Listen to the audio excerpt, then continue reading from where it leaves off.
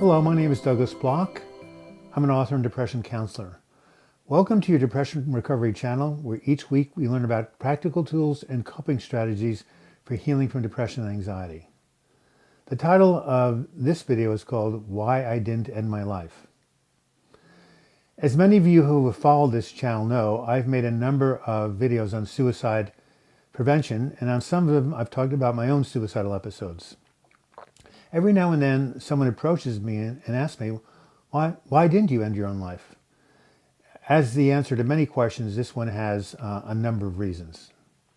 One reason that did not factor into my decision was believing that suicide is a sin.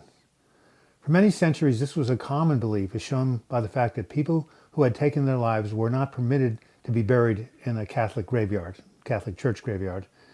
And I never really thought that these people were sinful. I just knew they were in a lot of pain. They wanted out. I don't think it was the right thing to do, but I would never judge them for it. There were, however, a number of other reasons that I did use as a reason not to commit suicide.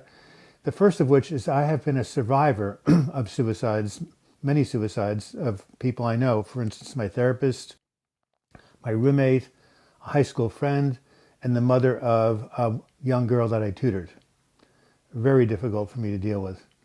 Now, I've never lost a family member, but a number of my group members have lost a father, a brother, an uncle, and a mother to suicide, and it's been really hard on them. One guy, his brother committed suicide 26 years ago, and he still gets emotional when he talks about it. And whenever the anniversary comes up, he has a little relapse.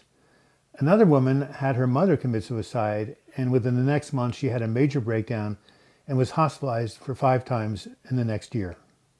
So when I was in so much pain, I was thinking of ending it all. I was able to think of my godchildren, my best friend, my brother, my partner Joan, and realized that I did not want to inflict this kind of pain on them as I felt when people close to me had died by suicide. In my video, Is Suicide a Selfish Act?, I actually interviewed people who had close family members and friends and who attempted suicide, and I said, weren't you being selfish?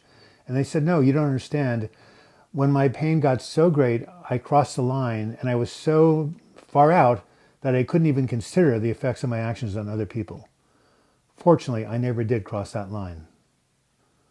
My second restraint was a belief that the human experience does not necessarily end with this life. I came to this belief when I had a professor at New York University who had left advertising to go ahead and become a teacher. One day after class, he kind of came up to me and grabbed me and said, Doug, do you believe in reincarnation? I said, what's that? He explained it to me and said, it's the only thing that explains why people come into this life with different talents and circumstances. I didn't really get what he was saying until about a year later when I read a book called The Autobiography of a Yogi, which explained it in more detail.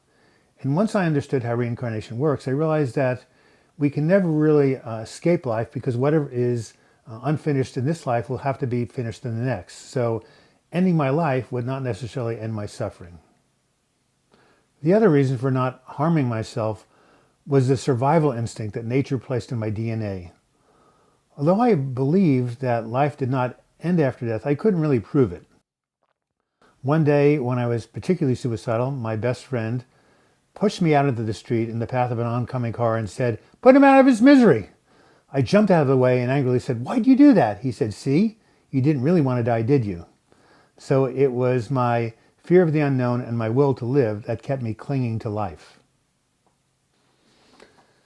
As Shakespeare's Hamlet said in a famous verse, but that dread of something after death, the undiscovered country from whose bourne no traveler returns, puzzles the will and makes us rather bear those ills we have than fly to others we know not of.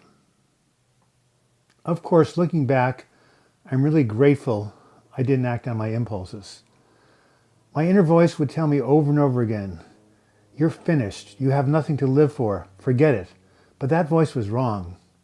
In fact, the whole meaning and purpose of my life began after the depressive episode. This included raising my godchildren and creating my website and running my support groups, and of course doing this YouTube channel. My life, far from being over, was just about to begin. Imagine the waste if I had not let that happen. Although it has been years since my last episode, I must admit that I still have a fear of falling into the abyss again. Someone recently asked me, at the end of your life, what would you like to see as your greatest accomplishment? And I said, dying a natural death. Although there is no guarantee that this will happen, I know that if I stick to my recovery program, continue to live one day at a time, that my wish to continue living peacefully will be granted. This has been Douglas Bloch. Thank you for watching this video. I hope you learned something from it. If you really did like it, please give me a like. If you would like to subscribe to my channel, then go to my YouTube page. You can do so by clicking on my photo in the closing credits. If you want to visit my website, you can click on the photograph of my book, Healing from Depression. And if you want to look at more videos, just click on the videos that you see. And until we meet again, I wish you the best in your mental health recovery. Thank you.